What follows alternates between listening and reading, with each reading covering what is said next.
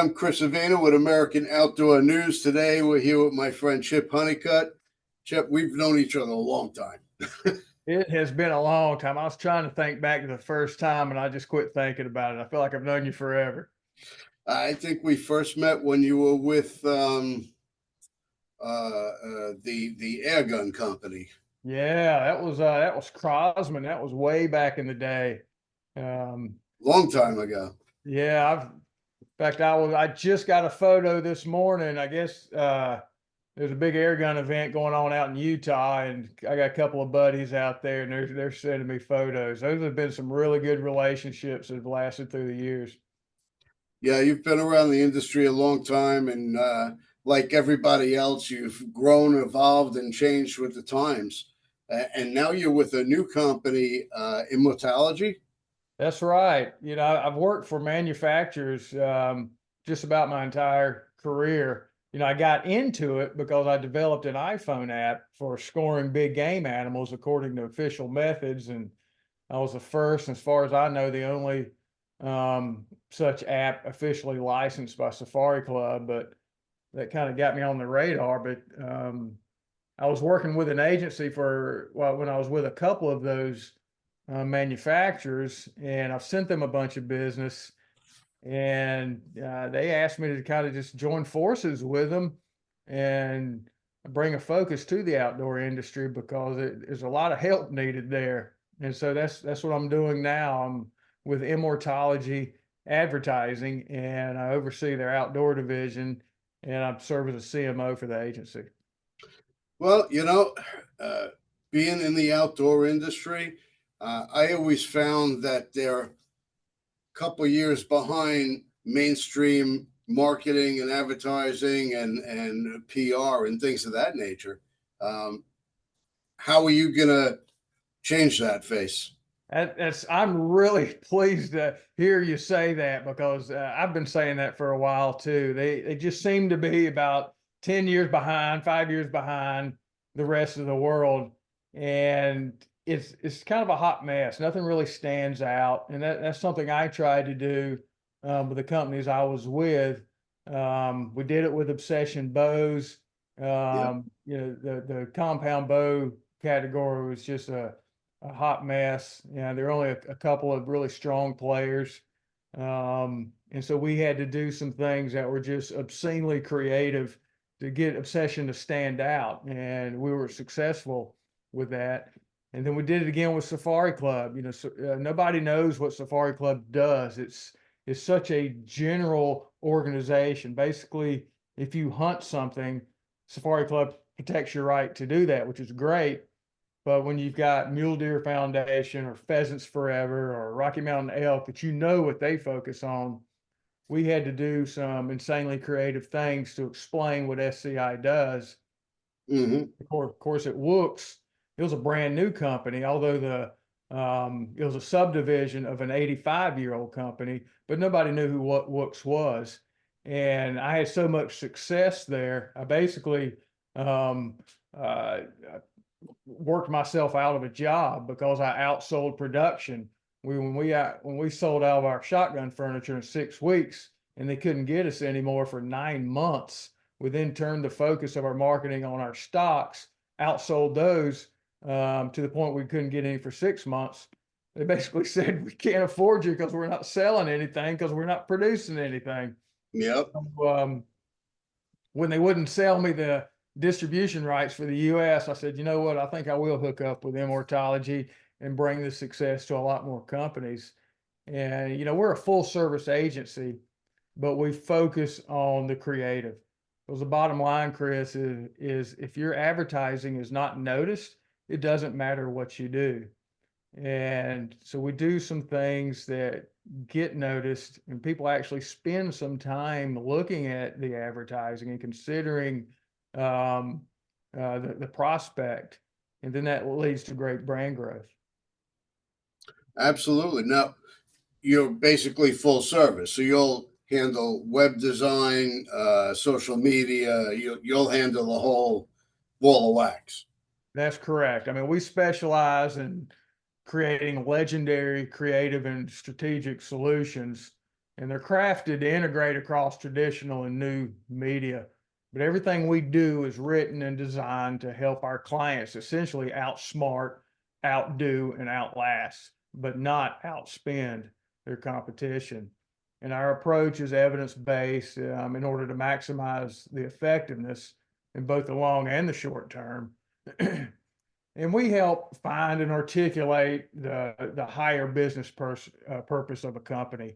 And then we activate it through unforgettable experiences and communications that satisfy the customer's real wants and needs.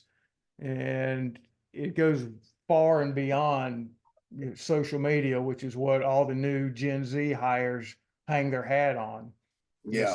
Social media is great for harvesting existing demand, but if you're trying to grow a brand, you've got to look beyond that. And that's where outstanding creative and traditional media can help build that future demand. What about influencers? What do you think of those?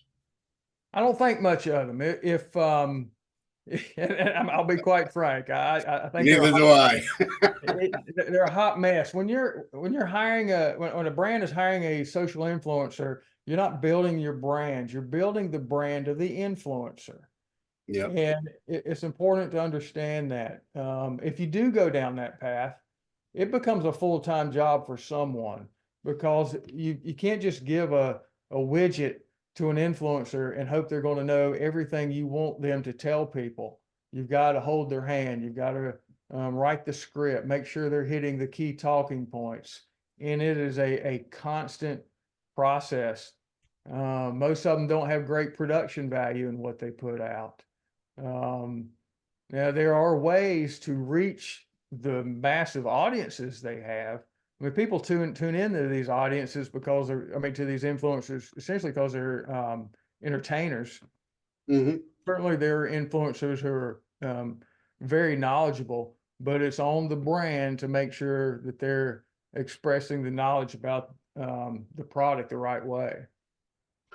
So that, yeah, I've found that as well. People are following a particular influencer for the entertainment value and a little bit of knowledge, but do they know everything about whatever they're trying to push?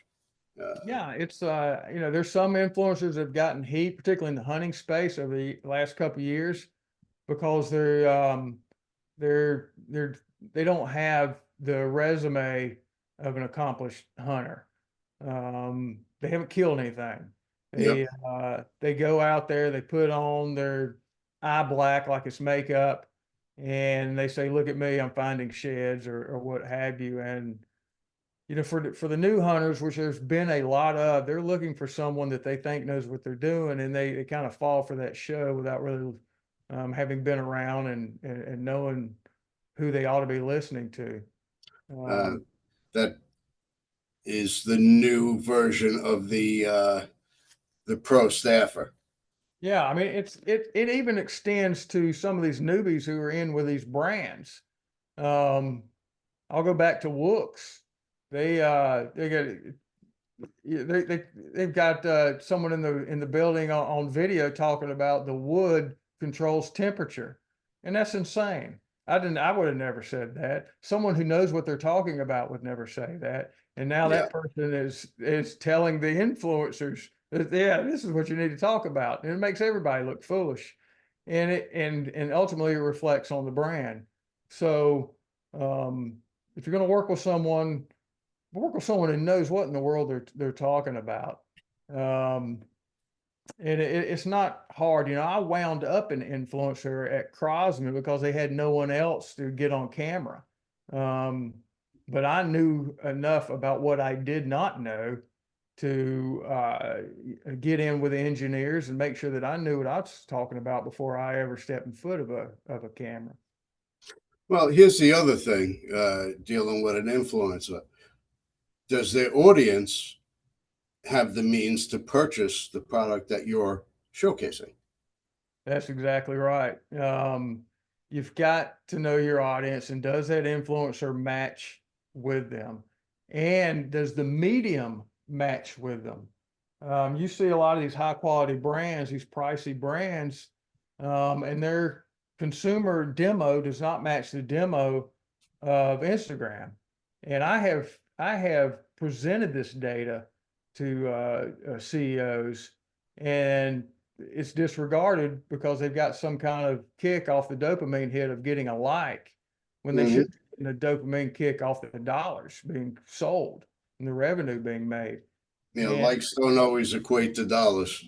it's difficult. And in today's world where you've got so many equity owners involved, where they want to see a quick nickel so they can flip that business, it's hard to do what needs to be done to grow a brand. But there's plenty of brands out there who understand this and are trying to do the right thing. They're just not executing correctly, and they're ignoring the most simple thing of all is putting some actual creativity in their advertising.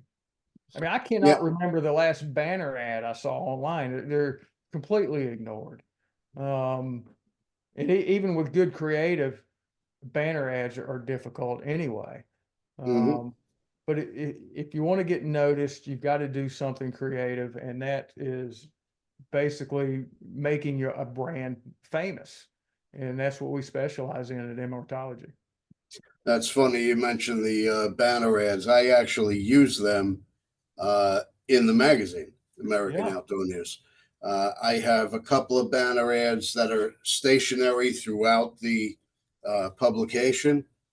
And then I have a few pop ups that will, you turn to an article and a pop up of a particular brand will come up right in front of you. You want to click on it and check out the brand, you have that option. You want to click out of it and read the article, you have that option as well. Your format is kind of I almost say a weird area because it's been around a long time, but it's basically an electronic magazine.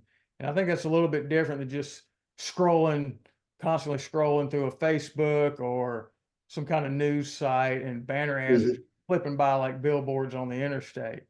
Yeah. So, there's a likelihood if there's good creative in an electronic magazine, they're going to slow down and consider it for a second. Whereas they're just zipping through a forum. They're not even going to notice it because they're focused on the content that they're looking for. You know, that's the important thing with any publication. Yeah. Uh, you gotta have good content. If you don't have something that's going to capture somebody's attention, uh, they're not going to read it. It don't matter. They're not even going to sign up for your publication. They're going to, you know, if they do and they see it in the inbox, they're just going to delete it. But you know, it's layout, it's content, it's you know, and I have a free flowing layout where you can scroll back and forth, up and down, so it's easy to use. It's very user friendly. Yeah. One of the neat programs we also offer, this was something that Immortology was not doing before I joined them, but since I'm on board now and I've managed or led marketing departments for several manufacturers, is something we call our CMO to go program. It's Chief Marketing Officer to go program. It's essentially a fractional marketing person, because you got a lot of these brands who can't they're not in a position to afford a full-time CMO in their business, but they Mm-hmm. need someone to lead that department. And so this program we will dedicate time to their needs, whatever they may be. They may be as simple as just leading some graphic designers that are already on staff there. It may be as broad as coming up with their budget and their strategy and the tactics to execute that strategy for the year. So depending on what those needs are, we'll dedicate some time, and you get to pay a lesser amount than you would say a full-time person, but you get the same amount of expertise. So it's like hiring a consultant. Uh, That's exactly right. if they're Exactly going right. to work 50, 80 hours a month, that's what you're paying for. That's exactly right. And the outdoor industry is funny. I've seen marketers come in from outside the industry, from like office supplies or the tool business, and they bring them in, and Chris, I cannot explain why, but they just can't figure out the outdoor consumer, and they have trouble. And I do think it's not having a background in those activities. Maybe they've never picked up a fishing rod or a rifle or a bow or what have you, and they don't understand the mindset. Um, so having someone with that kind of practical experience and then the professional experience marketing to these people, that CMO to go is a really nice tool that we offer. It sounds like a really good idea, and I'm sure there's a lot of companies that can use your expertise, uh, but can't afford you on you know a regular basis. Sure, sure. So yeah, that's what's happening. Of course, I do hunt, so I'm constantly refreshing my knowledge base by the places I go and the people I'm with, and it's a lot of fun. Well, we have a mutual friend that you've hunted with a number of times. He has a pretty successful show. He's been around for a long time, Living the Wildlife TV with Gus Jemmy. You've been on a few hunts with him. I have. Gus has turned into a real dear friend of mine. I met him when I was at Arcus Hunting, which it's they own Tinks and Dead Downwind. They had Obsession bows at the time. Of course, Ramcat and Trophy Taker we bolted on, and Rack One. When I arrived down there, they were already working with him. I didn't know him because he's into bow hunting, and I had just come from the air gun world, and so I got down there and they asked me to review all our partnerships, and I came to him and I was like, "Who is this guy?" He's like 4 foot nothing. He's from the Bronx or something of Brooklyn. I didn't know who he was, but his social following was unusual in that it was um, many times larger than anyone else in the space, and it stood out because among the television folks, they weren't paying a whole lot of attention at the time to social. They were just getting onto it, but he was an early adopter and was doing very well with it. And then I started looking at some of the content he was putting out, and his production value was over the top. It was much better than Yep. folks were putting out. And of course, he was going to some wild places and doing some adventures that people were really aspiring to do. And so I had some good visits with him, got to work with him. He was very easy to work with. If I needed anything, he was willing to go do it, and he would do it exceptionally well. And then he just started sending more content. As I've gotten to know him over the years, he really seems to understand what businesses need, and he goes above and beyond for his partners. But Hmm. the personal time spent with him has been really special. He's a smart guy, um, very willing to lend his expertise and thoughts on hunts. When I'm thinking about going somewhere, he's always pretty quick to remind me what to take, what not to take. And of course, usually is the last thing he'll ever say is "Don't get killed." So it's just don't die. That's usually the last text I see before I jump on a plane. So yeah, I was like, "Thanks, Gus, for the."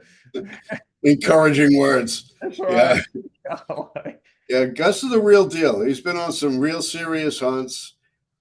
His videography and his graphics are really outstanding, and his followers are real. They're real loyal followers. They'll interact, and if he's posting something about a product, he's getting a real response. It's not just likes. It was interesting when I was working with him when I was at Wooks, and of course Wooks was a gun company, right? But we did have cutlery, so I was working with him on knives and axes. Um, but it was basically just to get photography because they already had an existing relationship with Outdoor Edge. Well, then Outdoor Edge gets bought by Real Avid. Yep. So um, suddenly, here's a lifetime bow hunter world record holder in the, Bass Pro Hall of Fame bow hunter, being Gordon asked to do gunfighting. Crockett inducting. Yeah. So it was really interesting to watch him take on that challenge, because a lot of guys would just fold, but that's not Gus's MO. And he got hooked up with Bobby Hart, a gunsmith up in Pennsylvania. Yep, they're good friends. Yeah, and Bobby's no joke. But Gus knew to find the experts who could get the content. He was focused on getting the content the real avid needed. And since he was getting into guns, that created an official avenue for Wooks to work with him. So it worked out really well. And he was delivering unbelievable videos, some really good photography, and it was going great. And he just, being able to see him work, going on site to do these videos with him, it was a real pleasure. He's got a pretty outstanding man cave also.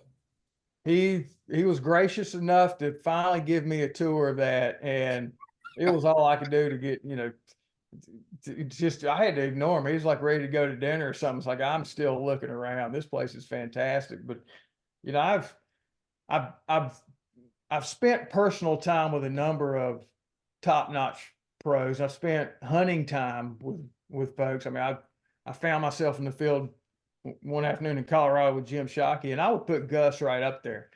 Gus is an absolute pro out there, but he's just as personable, and minds the details as anyone. I couldn't agree more. He's and a genuine guy. He really is. I mean, if you follow him on social, and that's the best way to keep up with him at Live the Wildlife TV, that he's always doing these community events. He's helping kids get into archery. He's raising money, and I mean, just this week he had a bunch of photos of some folks fishing, and Gus isn't in any of them. It's just some folks out fishing, and it's really nice to see. He's a real solid dude. It's funny. The first time I really met him, I went to do an interview with him, and we went to the man cave, and I just set up the camera, and I said, "Okay, let's just freestyle dialogue and see where it takes us." And he cracked open a bottle of bourbon, and I stayed at my club that night, which was about 10 miles from him. Um, Looked at some of the video the next day, and I'm like, "Gus, we can't use any of this." The bottle of bourbon was gone, and yeah, it was a funny first introduction to Gus, because we really had a great time, and couldn't use any of the interview. It was two New Yorkers together. The language was flying, and it was, yeah, we couldn't use any of it.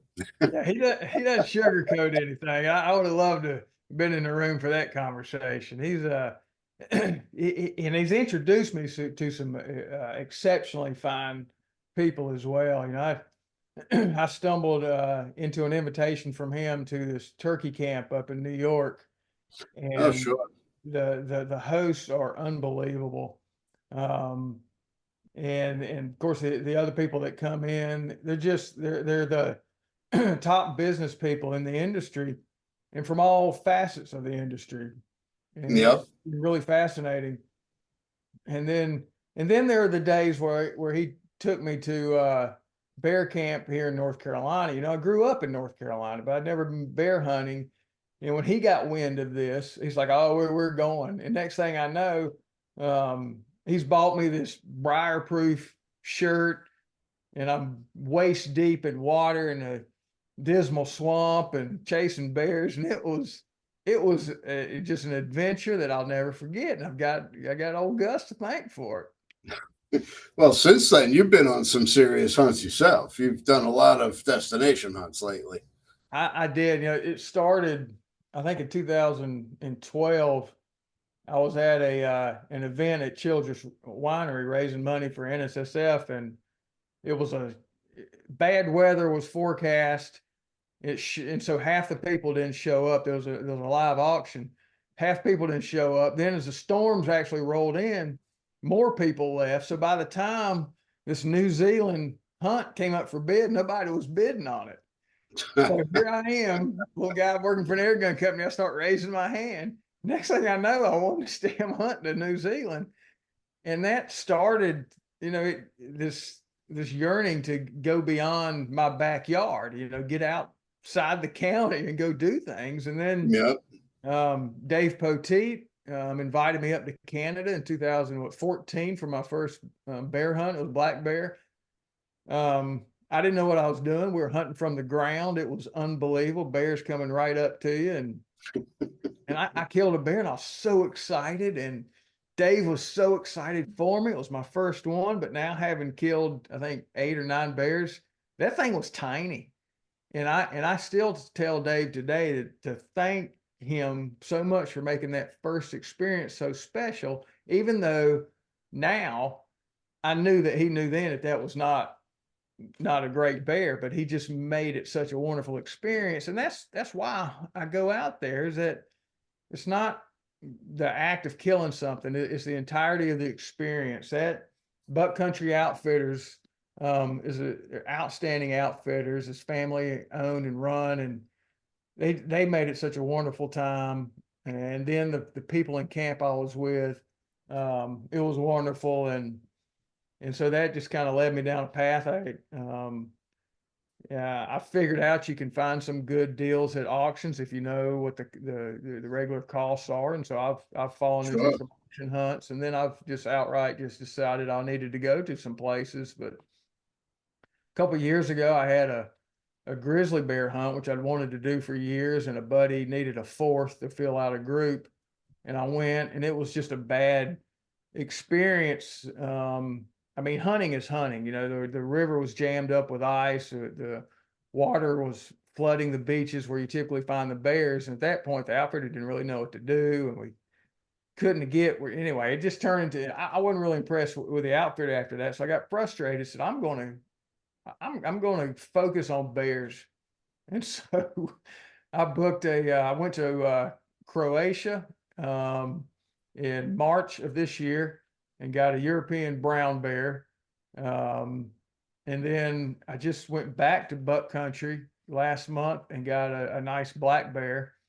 And then I'll be going to Kamchatka, Russia in late July for a brown bear. So I am jammed up with bear stories this year, and it's been nice. I think last year I went to Spain and got my Spanish ibex slam. I went in the spring, and got the Besiti and the Gritos, and then went back in the fall and got the Ronda in the Southeastern. A couple years before that, again, it was another auction thing. I won a mid-Asian ibex hunt in Tajikistan. And of course, the way these auctions work, they try to upsell you. And well, it turned out, coincidentally, that Marco Polos were hunted out of the same camp at the same time of year. So Oh, wow.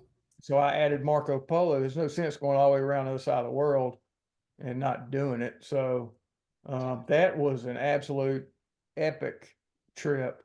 Yeah, the Marco Polo is a beautiful animal. It was stunning. It's of course that sheep is still stuck in Canada right now and waiting for import. We moved it out of Tajikistan, got it to Canada, and from what I understand, they're starting to clear the backlog of these. I hope to have it soon. And the ibex is currently at Monarch over in Montana getting mounted. Nice. It's been a nice run, but I still, my favorite hunts are the ones where I've got friends with me. And there's a couple of guys I met during my pro rodeo days in Colorado, and a very good friend is a rancher who lets us hunt his ranch. Occasionally we'll help him do ranch stuff.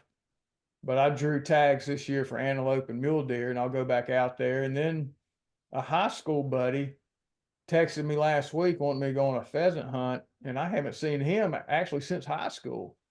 So my October is going to be pretty jammed up, hanging out with some really good friends and doing some hunting in the meantime. That's half of hunting, hanging out and camp with your friends and swapping lies and competing for the bigger animal. And it's just that's part of the whole experience of the outdoors. It is. It's when I post about them, you won't ever see me talk much about the actual kill until probably the last picture or so. It's always about who I was with or who I met, what I ate, what I saw, and the stories out of camp. And then, oh, by the way, look, here's my grip and grin. Um, and that's just kind of part of it. But I think that's also part of the evolution of becoming a hunter. And I see it in my own photos from the first deer I got. But you start to pass on animals, you start to value the time in the woods. Um, and that's just part of it. And that gets back to the influencer conversation that we kicked off with. A lot of the Yep, influencers, they have not gone through that evolution yet. And so they don't have appreciation for it. And then that's where the the disconnect happens. sure, sure. So for somebody new coming into the industry, Yeah. what kind of advice can you give them? Just get out there and do it. Find a mentor who can take you out. I mean, if you've never hunted, if you're coming into the industry, and there's a lot of people who've never done these activities, and there's people who don't care to do these activities. Um, but just understand what you're getting into, and accept it, because you're going to be working beside people who plan their annual vacations around it. Um, but I would suggest at least have an appreciation for it. And you do that by going outdoors with a mentor. It could be someone you work with, it could be a neighbor, it could be a family member who enjoys it, because you're gonna learn the right way to do things, from weapons handling to just hunting, looking for sign, and then Hmm. just by observing them, you're going to learn an appreciation just for being out there, just appreciating the world around you. Um, some of the my most enjoyable stories I talk about are sitting on a deer stand in South Carolina, absolutely seeing no deer, but nearly having a hawk land on my face because I'm all got a camo mask on, or walking through the woods and having an owl swoop down. Um, and just having birds light on the end of my gun barrel. Yep. Those are the kind of the neat things that don't happen when you're sitting on a sofa and or just hiking. I hike a lot these days, and I try to hike places where I may not run into a lot of people, where I just get a chance just to enjoy the moments out there. Not that I don't like people. I mean, I'm a pretty social guy, but it's just a different world.